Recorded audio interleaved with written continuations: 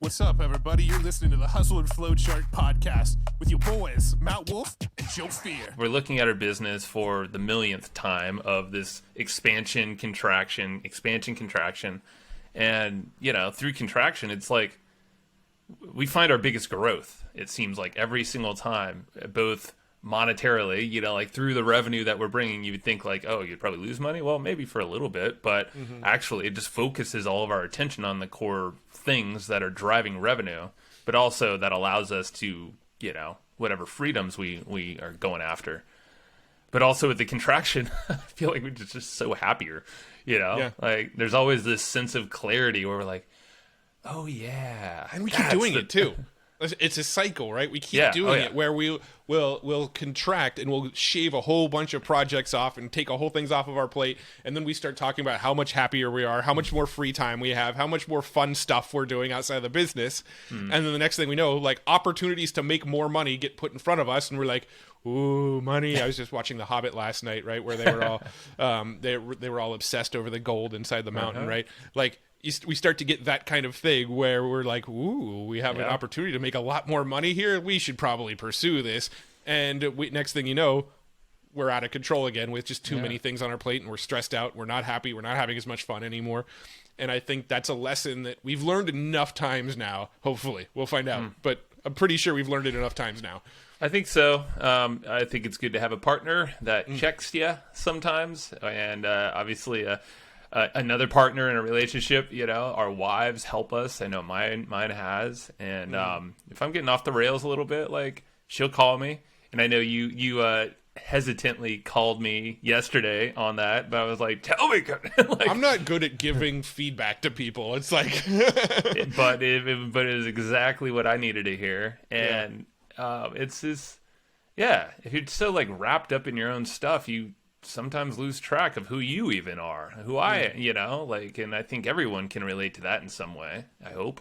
Yeah. So and it's just checking yourself and like realigning back to your motivations. Why are you doing this? Yeah. No, I totally agree. Let's talk about some of the stuff that we're leaning into, some of the cool stuff that we've got in the works to sort of live what we're saying. We are going to, we're getting an office. And I think this is something. Well, I know this is something we've been chatting about for a long time, and we've had offices in the past. But the big thing we want to do there is make it our own place, make it a unique place for us to have fun, but also create more for ourselves, for you, for whatever the hell is going to happen in that office. But also like I think it's just the concept of having this place of our own.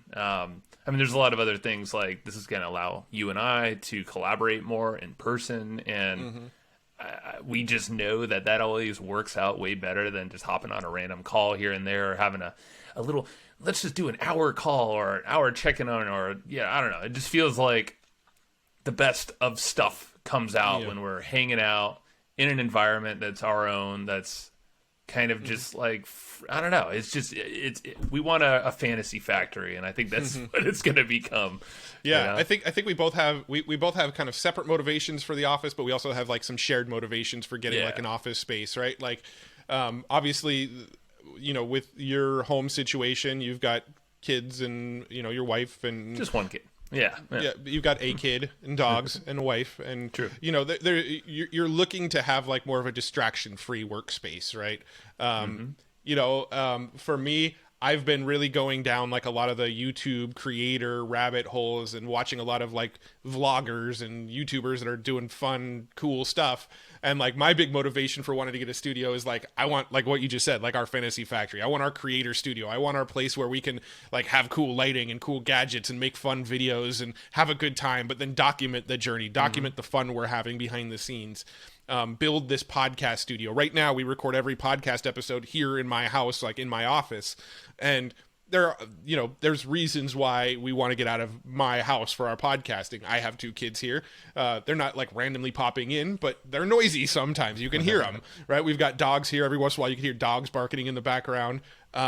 my office isn't really set up as a studio, so Joe and I are just like sitting next to each other looking into my webcam as we're recording. So we don't have the best video quality. We don't have as good of audio quality as we'd like to have with our shows.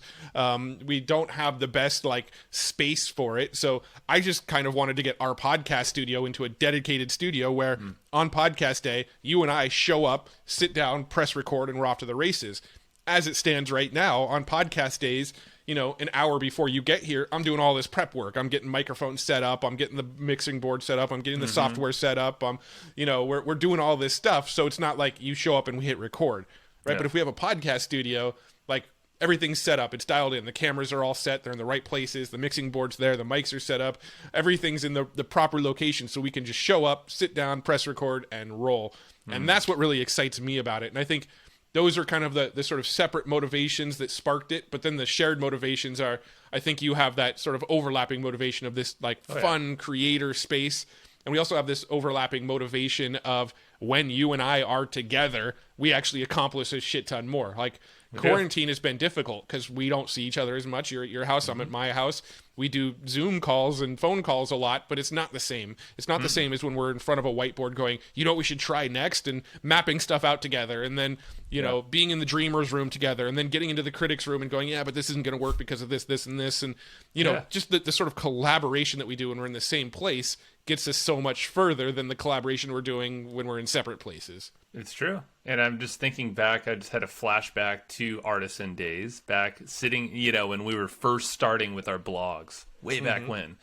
I remember going either to your office, which was like in this other room, because you had your own like private office, and I think you had a whiteboard there or something, and you might be reading something, or maybe I read something, and then we'd go in there and we'd just talk about random ideas. We're like, oh, I just read this thing. Oh my God, you got to try this, or check it out. I think we might be able to do something here. Or like, oh, this is a great idea. We got to model this thing. And it was just like you just said, it was like, I feel like we just started that way. Like, let's just mastermind interesting things. And then we'd be like, all right, that's really cool. Break. You're going to do that. I'm going to do this. Let's test it. Let's come back and chat about it later. And then we'd go and do it. And I felt like it was just like, it always kept us we had a good time doing it. It wasn't always like, all right, motherfucker. No, it was like, that was what we did to entertain ourselves outside of the actual work we had to get done, right? Like, that was the fun part of the day, was us masterminding and brainstorming, like, business and opportunities to make money. And at the time it was very money focused, for sure, because we're just trying to prove this thing out. But it's interesting because we always had a good time. It was always very collaborative, everything we've done. And I know some people will be like, all right, the dependents are here. Like the two guys that are always, but like, I feel like because we do have this shared brain, that just interesting thing comes out when we actually put into action, and we do that consistently. I mean, I don't know, but getting this office space for me, the distraction free thing, I think it was like the initial thing. I was like, oh, this is going to be cool. Let's be honest. I think a lot of that comes down to me just simplifying my life and not doing as much. So that could probably be accomplished without getting an office. But at the same time, I like the simplicity of having a place where we could just walk in, hit a button, sit down, not rearrange things, but have the confidence in knowing that like everything's ready for us in our place. And the quality of everything we produce is going to be so much higher because of all of these things, and the fact that we do have a different focus, similar focus, always create great content and keep on this vein, but like do it in a way where it's going to be way more entertaining and visual, and just something that we would want to really dive into deep too.